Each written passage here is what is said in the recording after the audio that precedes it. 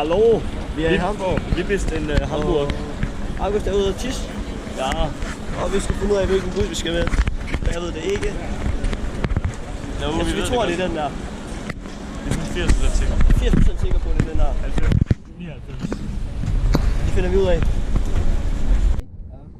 Nej, til lige nu. Når vi ja. Der skal vi aftensmad. Og så kører de bus hele natten. Og har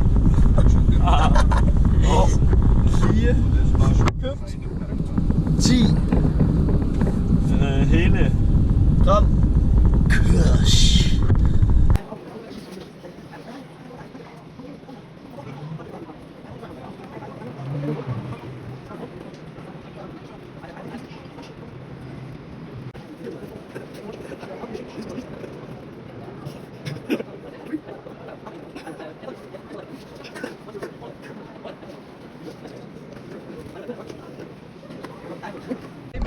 Så der, film, her. Vis hvad du har købt. Okay. Så vi mødte lige sådan en mand på de kameraet. Film, lige derovre. Ja. Og han vil selv rapportere. Det virker lidt skæmagtigt, men det kostede kun 40 euro. Og det er jo det bedste. Så skal vi have unbox. Så nu skal vi egentlig tjekke. Nu skal vi egentlig bare tjekke, om jeg er blevet skamet fuldkommen. Hvis der ikke er noget i, så løber vi hen til ham. Ja, det er unbox. Men de ser ret legit pakket ud, vil jeg sige. Ja, vi får ikke noget ud af det. Det var også mine, de var. Vi får ikke noget ud af det efter, om det er det.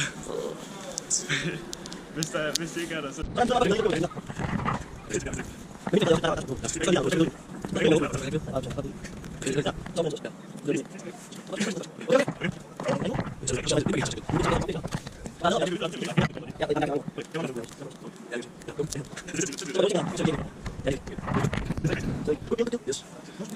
Have a good day. Jeg kom lige ind mere, der var selvfølgelig sendt os. Det er Brem, der var her. Nå, men velkommen til Berlin. Paris, hvad hedder det? Ja, Paris er her. Så vi kan se det hele gang, der er der. Gang er der. Eiffeltårn er der. Okay. Okay, vi er på vej til Innsbruck. Vi er lidt trætte. Melatonin vingummi og psykisk sove. Så skal vi som lillemor, der har donatet. Melatonin vingummi.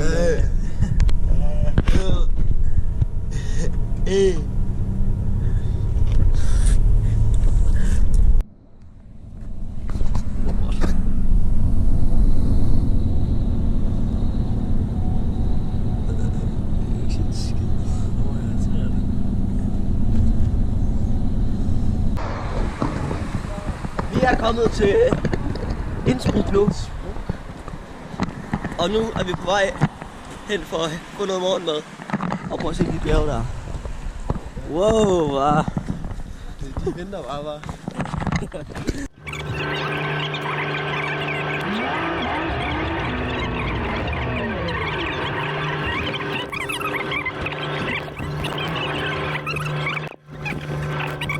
Hvad skal vi nu, Niels? Vi skal op til bjergene, op i Blaulakke. Ja, og vi har 14 kilometer. Og klokken den er lige nu. Den er... Giv mig lige et sekund. Vi løber bare hele vejen. Så meget der. Opad. 15. den er kvart i 4. Den er kvart i 4. Og vi har lige omkring 20 kilometer deroppe eller sådan noget. Ej, 16. Ej, jeg tror altså, der er længere fra den der parkeringsplads op til Blaulakke. Det var højt. Ja. Det er meget opad, og så ikke så langt. Jeg tror, det er Men vi finder ud af det. Jeg tror, vi lige er på 17 kilometer. I Alperne. Ja. Gud, så er sindssygt løjer, der sidder oppe. Det er fucking løjer, det her. Fedt at være blevet kidnappet. Så vi bliver lige samlet op med til tomled. Altså en VVS. Tømmer eller et eller andet. VVS, mand. Og så kørte vi hen, og så snakkede vi om vores planer. Og så sagde jeg, at det var vildt crazy at gøre. Og så snakkede vi om, hvor tøj vi havde, så vi ankom. så fordi vi har for lidt tøj. Ja, det fandt han ud af. Så han gav mig en gratis jakke. Cheers! Okay, og nu skal vi cheers med ham her. Cheers! Not hubschrauber. No, yes, sogar hubschrauber. Vi har det. En hubschrauber. Helicopter. Helikopter. Here. Alcohol for 70 years. Ja. Okay. Der er ikke nogen helikopter. Helikopter. Ja, hvad mener vi? Nå, ja. We don't no helicopter. Så vi skal hentes. Det er det, jeg mener. Yes. Prost. Okay, so we start with this or what? Okay, Yes, okay. 3, 3, 2, cheers. 3, 2, 1.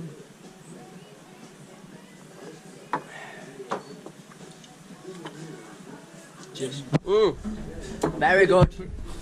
Pretty strong. Den smager godt.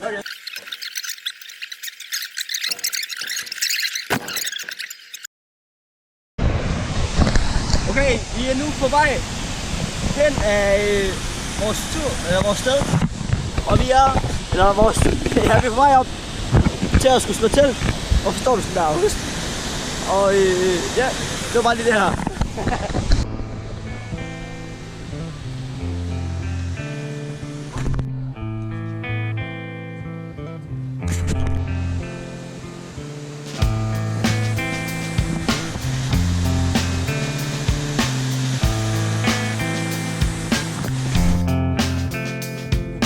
Psychic spies from China try to steal your mind's elation.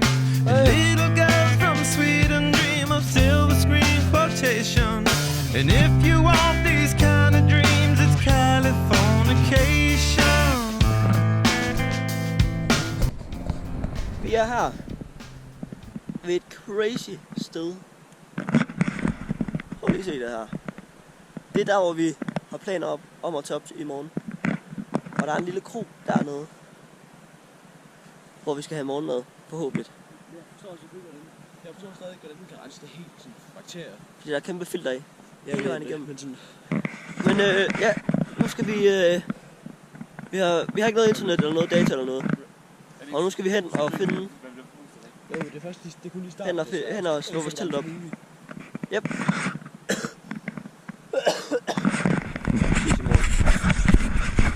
Det var corny sagt. Vi er lige stået op. Ja.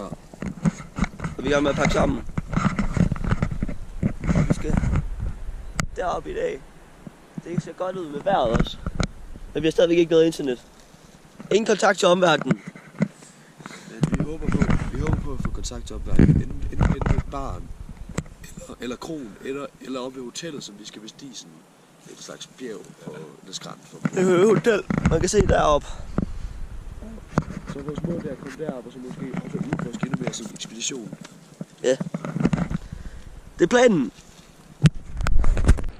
Vi har lige været herinde på den her lorte-restaurant og fået nogle pølser med noget rugbrød til for 7 euro. Og nu venter vi på August derovre i vores telt, fordi han har glemt sin inhalator. Og vi er fucking sent på den.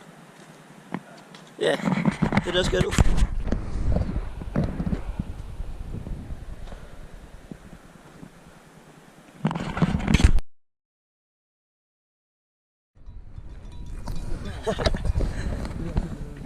Ja.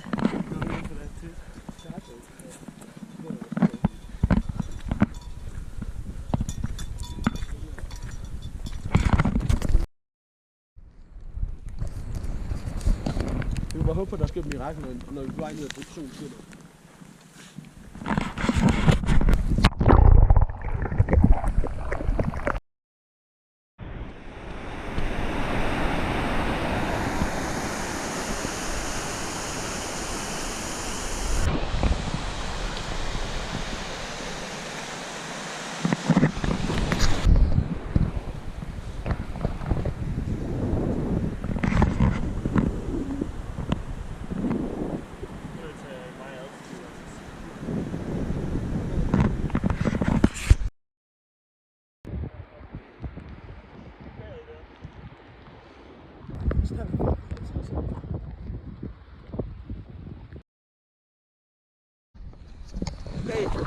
det der sker nu, det er, at vi er på vej ned igen, fordi der er blevet virkelig meget overskyet, og det regner. Vi har ramt en mini-storm. Vi var meget tæt på gletsjeren.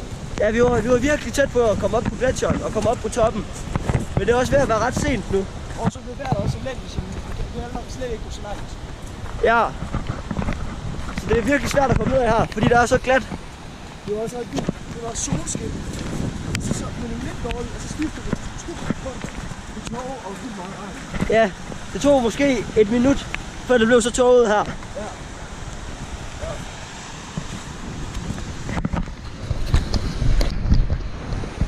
Tågen begynder at holde op nu. Vi kommer ned fra det hele. Det er virkelig pænt her. Det var fordi, vi var inde i en sky, at det var så tåget. Ja. Fuck, det er flot. Så. Nu er vi gået ned. Helt deroppe fra. Og regnen er næsten stoppet. Eller der er i hvert fald ikke ved at tåge. Regnen er stadig. Ja.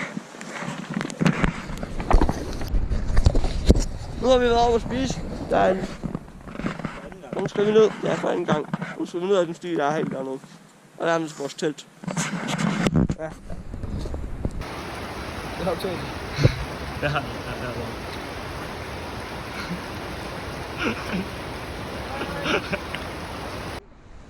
Vi er i gang med at krydse denne flod. Fordi vi ikke gider at finde broen. Den er for langt væk. Jeg har allerede fået mine ene sko helt våd. Så det går. Nu er vi på vej ned til den der kro igen. Efter at have været mega langt deroppe i skyerne. Eller vi er... Nu skal vi den kro. Ja, kroen, hvor vi fik øl. Og vi har været igennem alle de der floder, der er mig Niels, og fået meget våde fødder. Jeg brugte den genvej, så jeg var hen meget før. Og ikke fik våde sko. Ja. Så nu skal jeg vandre ned i Birkenstock.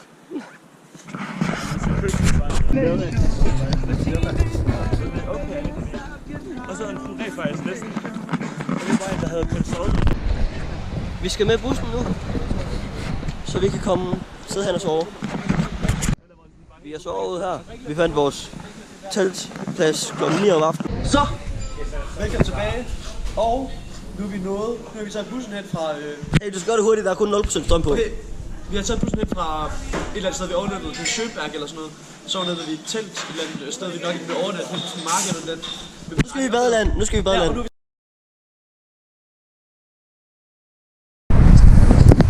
Vi fik ikke lige noget video fra Frederiksen. Det havde fået. Det var fordi i går fik jeg med, fordi så jeg så det. Crazy hostel her.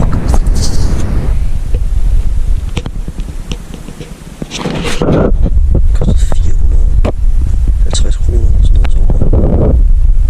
Men ellers, jeg tror jeg arver det nu. Ja.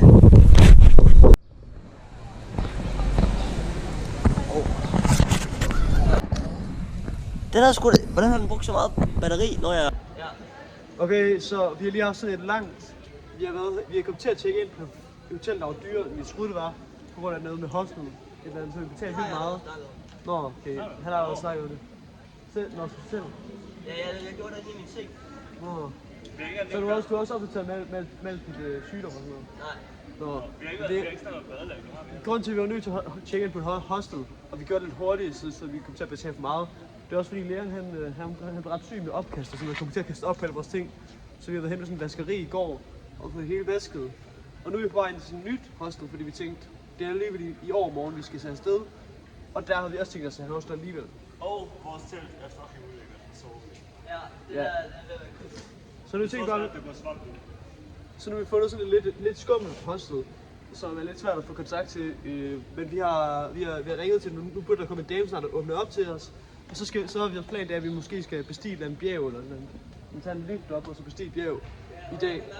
Jeg kan mærke, at pubescrolling af tyndskeden, den rammer snart.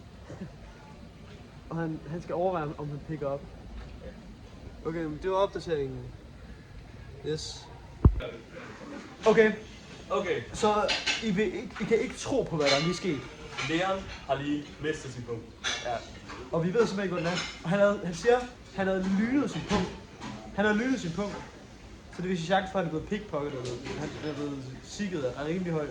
Så Leon han virker, han er lidt sur. Man kan sige, at han har haft en rimelig uheldig tur indtil videre. Ja. Han har også kastet op en hel masse, og nu er han ude og skrive. Og afløst af syg. Okay, ja, jeg er lidt syg. Men det var jeg lige siden starten. Men jeg har haft hovedpine et par gange. Så vi har haft lidt uheld, men vi har sammenholdt nu. Vent, vi skal gøre sådan, at vi stopper den. Okay. 3 grader, 2 1. What the hell? Hallo. Nej, hvor blev min shit med i dag? Der er et 4-ben herinde. Og mine er blevet nerfed.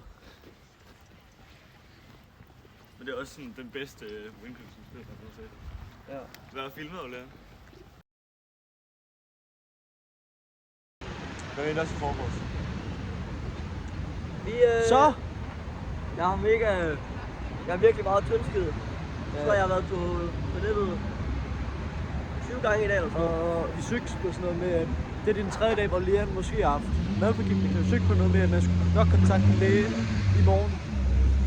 Det er bare 2-3 dage. Så Ja. det skal vi måske. Ja. Vi har lige været inde og spise en døner. Og jeg har også mistet min punkt.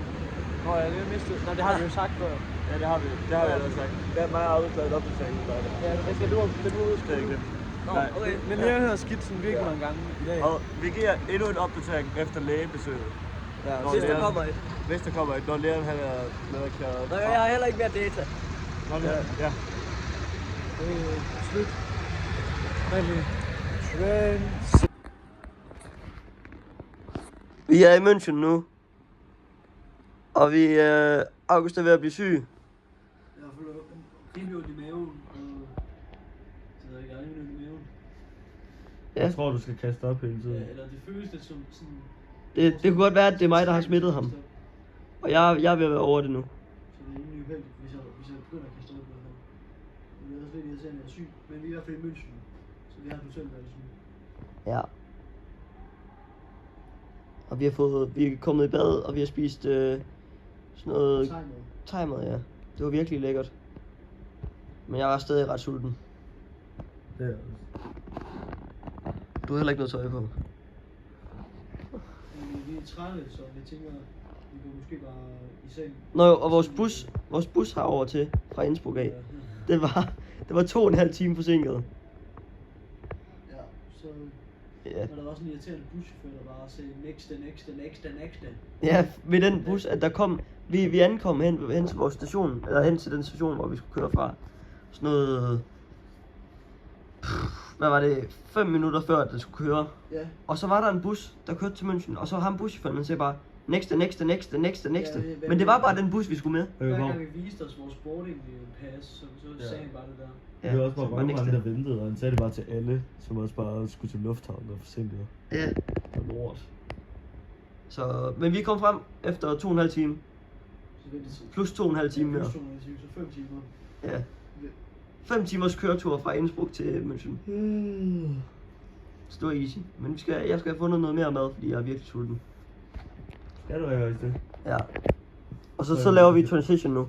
Jeg tror ikke engang, vi kan finde noget. Wow, så kom transition lige. Den har vi ikke lavet bagefter, at vi filmede den anden. Fokus. Jeg tager masser af billeder lige nu. Lav poses. Lav poses. Ny pose.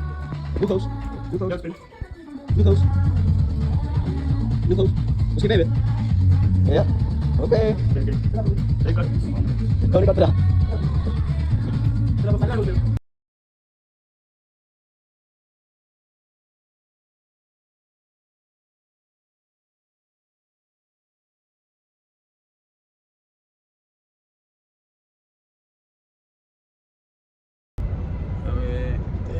Det er den sidste video-update, og vi glemte lidt at lave video-updates, derfor så er vi sprøget at dele tid, og det er så åben mund.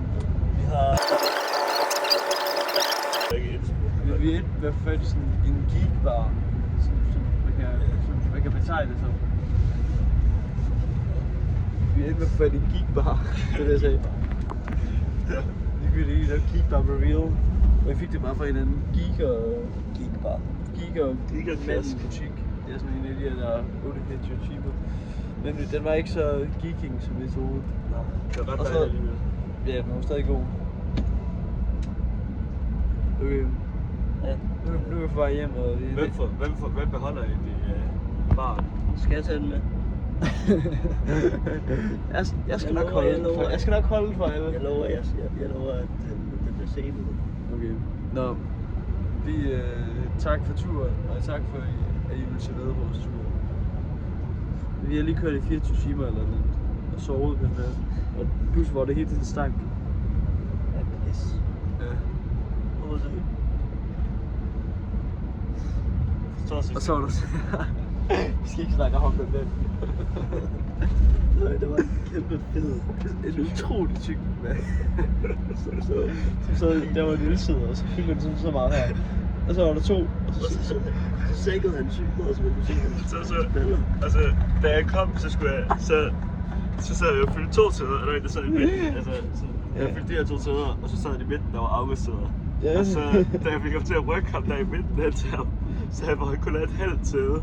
Fordi jeg havde fyldt 2 sæder. Ja, fordi- Så det så trist ud, fordi jeg bare vidste, at der var overfor. Men han sagde også først til Niels, om Niels ikke kunne sætte sig herhen, fordi det gad jeg ikke. ham den anden face ikke fylde 2 sæder.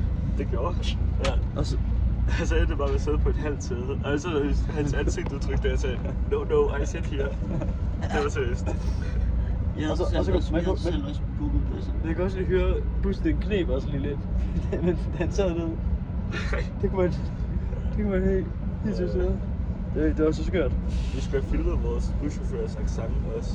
Ja, det var sådan en buschauffør med en sjov accent, så holder fra måske et eller andet slavisk land eller sådan noget. Der står i hvert fald en del fra, der står en del fra polsk her. Eller jeg ved ikke, det er polsk, det er et eller andet slavisk. Eller tjekkisk eller noget. Et eller andet skørt, og jeg tror det er derfor, at han har den der accent. Er vi klar til farvel? Ja. Endelig. Ja, helt sikkert. Hvad er det sidste update?